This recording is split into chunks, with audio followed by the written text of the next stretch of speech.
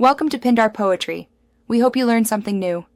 You begin by opening Android Studio and creating or selecting the app module you'll use. Create an App Widget Provider subclass to handle updates and interactions. This is your widget's controller. Next, add a layout XML for the widget UI and a separate widgetinfo XML in res/XML that declares sizes and update period millis. Once done, make sure your manifest registers the receiver and points to the widgetinfo XML. This connects the resources and the provider so Android can instantiate your widget. You now implement the dynamic behavior that makes the widget useful.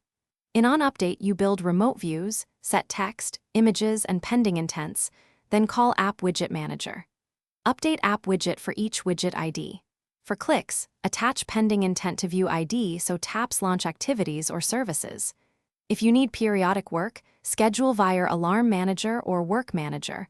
Work Manager is preferred for OS compatibility. Also handle on receive for custom intents, and remember to manage multiple widget instances correctly so each one updates independently. You finish by adding an optional configuration activity if your widget requires initial user options. It must set the result and include the widget ID. Make the layout responsive and declare resize modes and min sizes in the widgetinfo XML.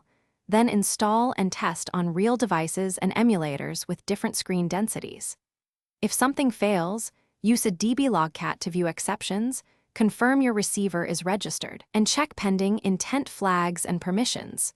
One key troubleshooting tip: if updates don't occur, verify update period millis and replace Alarm Manager with Work Manager for reliability.